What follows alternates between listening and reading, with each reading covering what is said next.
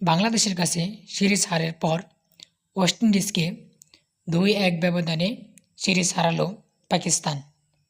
জিতল পাকিস্তান। ফ্লোরিডায় ৩ ম্যাচ সিরিজের শেষ টি-টোয়েন্টিতে ওয়েস্ট ইন্ডিজকে হারিয়েছে পাকিস্তান। প্রথমে ব্যাট করে পাকিস্তান ৪ উইকেটে ১৮৯ রান তোলার পর ওয়েস্ট ইন্ডিজ থেমেছে ৬ উইকেটে ১৭৬ রানে। শেষ ওভারে জয়ের জন্য ওয়েস্ট ইন্ডিজের দরকার ছিল ২৫ রান। ব্যাটিংয়ে তখন ৫১ রান করা শেরফন রাদারফোর্ড, যিনি আগের ওভারেই হারিস রৌফকে বিশাল ছক্কা মেরেছেন।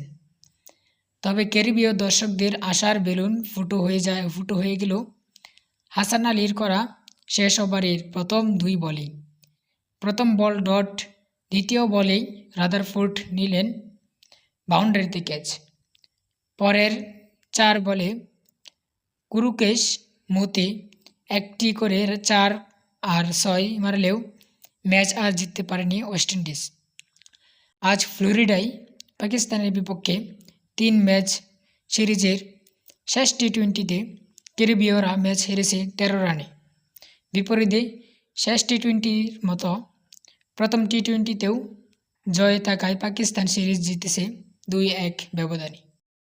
পাকিস্তানের জয়ের পথে শেষ ওভারে হাসান আলীর কাজটা সহজ করে তুলেন সুফিয়ান মুকিম ও হারিস রৌফ।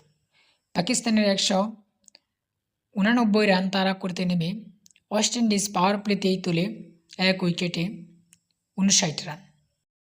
তবে এমন ভালো শুরুর পরেও দলটি ধরে রাখতে পারেনি মাঝের ইনিংসের পাকিস্তানের আঁটসাঁট বোলিংয়ের কারণে।